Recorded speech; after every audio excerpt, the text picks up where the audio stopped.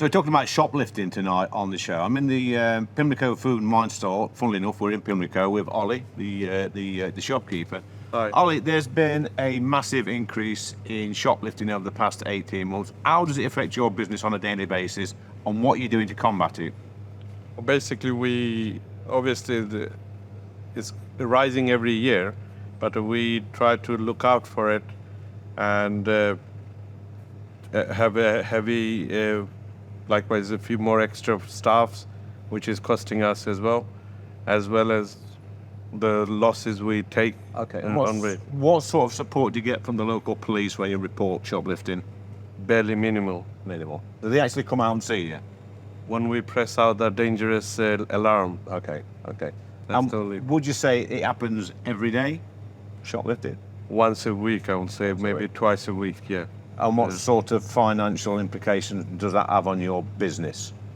Well, obviously, stock loss, one, and secondly, customers, they're trying it on all the time. Okay. They always try for the hidden areas.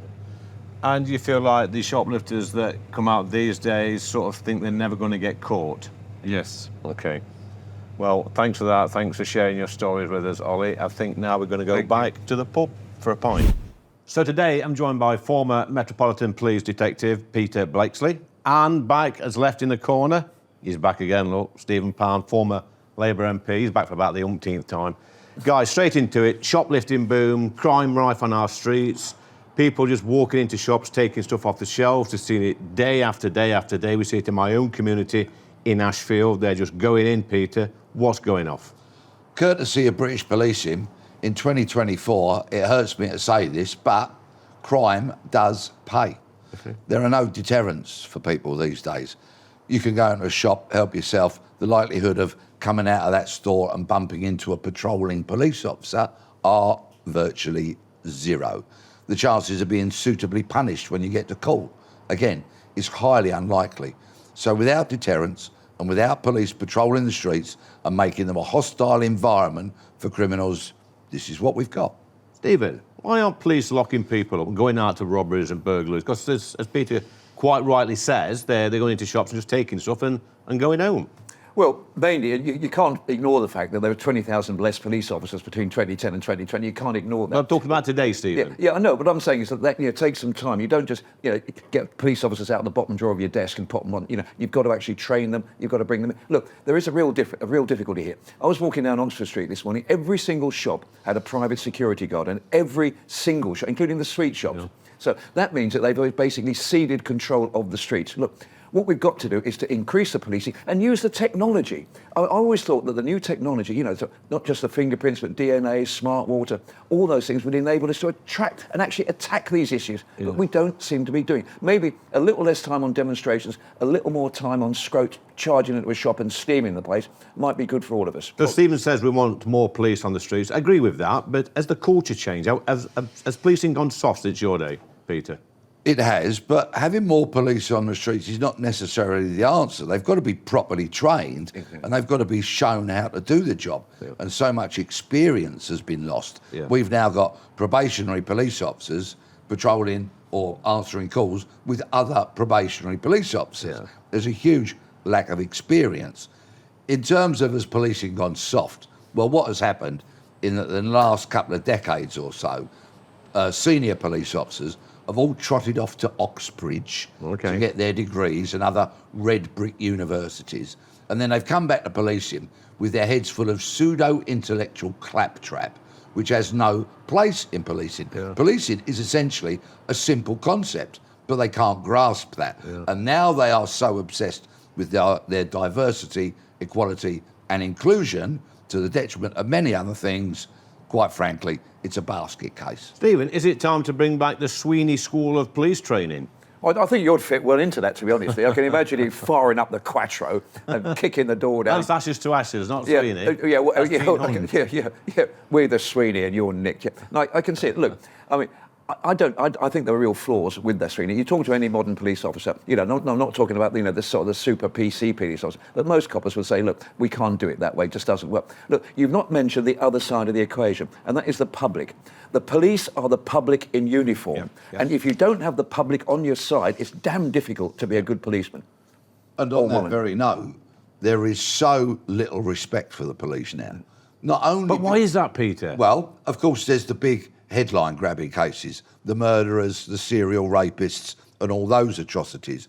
But policing has turned its back on the moderate mainstream in recent years, because if you're burgled, have your car stolen, have your phone stolen, have your expensive bike nicked, or you're a victim of fraud, or you're a shopkeeper, you will not, in all likelihood, get a thorough investigation. And those are the crimes that happen to everybody. And people now who are victims of crime so often tell me, when I say, did you report it? They go, what's the point? It won't be investigated. Just a few years back, Peter, maybe about 10 years ago, I think it may be, my mum and dad, who will be watching this, by the way, had their shed broken into and some stuff taken. The police didn't come out, they gave them a crime number over the phone. I found out who'd stolen this stuff, so I went round in a bit of a temper to have a word with them, should I say. Within 5 minutes, the sirens were going and the police come to interview me. And sadly, there are many, many other stories identical to that. People that have had their tech stolen, their phones or their laptops or cars. And of course, they've been able to track them. And the police have said, well, you go and get it back. What? You're the police. It's stolen property. If you recover it, you might just gather some evidence about who stole it. But it's not happening. The police are under huge pressures. Senior police officers will not tell the truth about the catastrophic state of certain police services, in particular the Met, with a huge lack of detectives, overworked, morale on the floor. It's in a catastrophic state, and we need the truth to be told so it can be fixed properly. Stephen, we're going to wave my magic political wand and make you the Home Secretary for a week. That's a scary thought, by the way. What would you do? If I was the Home Secretary, I'd get the David Blunkett playbook out and say, David Blunkett, one of the best Home Secretaries we've ever had. Two things that he went for. One was neighbourhood policing. And the other, he stopped the old process in the Met whereby you got shifted onto another station after 10 years automatically. So neighbourhood policing, neighbourhood watch, having the community working with the police, but above all, having those local feet on the beat, locally on the ground, who know what's going on. They know the villains, they know the scroats, and they know where to nick them and lift them. That's what we need. Bring it back to the community, bring it back to the neighbourhood, and have that link at last reinstalled between the people and the police. Peter, let's talk about diversity and equality within the police force, not just any public service, but the police force specifically. Has this worked? Has it made coppering better? They've become obsessed by it to the detriment of other areas of policing. And there's almost been positive discrimination as certain senior police officers have chosen to fill their ranks with women, for example, or people from other minority kind of groups. But we should have women in the police force. I completely agree. I I completely agree. My wife had a glittering police service and was a brilliant detective. And I worked with some wonderful women police officers. I really did. Some are absolutely brilliant. But the whole obsession with this diversity, equality and inclusion thing is that they try and force square pegs into round holes, and it doesn't work. And the police now has a raft of groups, different groups for all different minorities, and so many of them are pulling in opposite directions. There's a lack of harmony, and morale is just collapsing. Stephen, has Peter got a point on that in his quest for diversity? He has. I mean, it's a bit of, sort of the, sort of doom and gloom. But I mean, there's a very popular film out at the moment called Wicked Little Letters, and it's set in Littlehampton in 1922. And this film, which has just been made, the lead police officer... Was you around then, Stephen, 1920? I was around, yeah. The WPC Moss is played by an Asian woman. Half the police officers in it are black. Now, I don't know about Littlehampton in 1922, but I rather suspect that there weren't a huge number of black police officers there. So it seems to me that we're desperately trying to bend over backwards to actually meet an unmet need. Because at the end of the day, what my ex-constituents, what your constituents want, is somebody to solve it. They don't necessarily care about the sexuality or the inclination of that particular person. They just want somebody in uniform to actually to deter and detect, the two basic principles of policing. I guess if you're out one Saturday night with the missus or whatever, Peter, and you come into a spot of bother with a gang of youths, and you need help pretty sharpish, and you see you need the coppers to come, in force and rescue, if you like. You're not bothered what background they're from, are they? Or No, whether of they're course like, not. You just want them to do the job. Yeah, of course you do. But there's an important message here.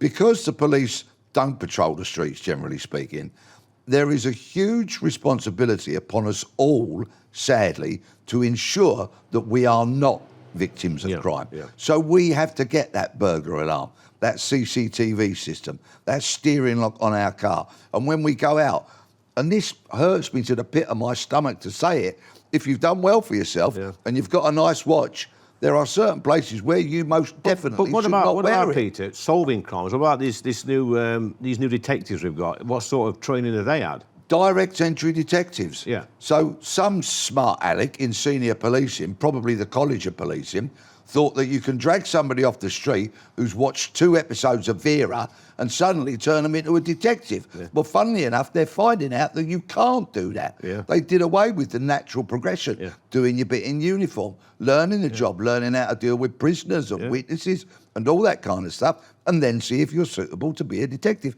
And the Met in particular are paying the price for it. They're hemorrhaging them as quickly as they come through the front door. Okay. I spent time with one just the other day, and he said to me, Peter, he said, I really wish I'd gone through the usual route by going in uniform first. He said, because as a direct entry detective with a degree in geography, I hasten to add. That's handy, isn't it? Yeah, really handy for police work. Yeah. He said, I tell you, seasoned detectives resent me.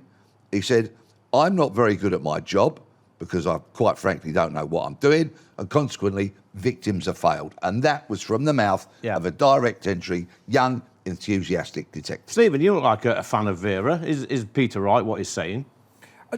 Peter's nearly always right because I'm too terrified to disagree with him, to be perfectly honest. But look, I mean, I did a lot of work with the police service of Northern Ireland when I was based over there and in Garnerville, the police training college. And I used to say, you have a very, very rigorous, like a 2-year program before you actually let them out on the street.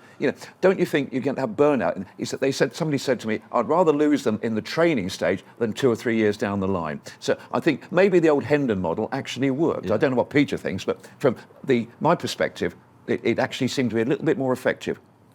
And the 2-year probationary period, when you were at Hendon for 16 weeks, the staff got a very good look at you.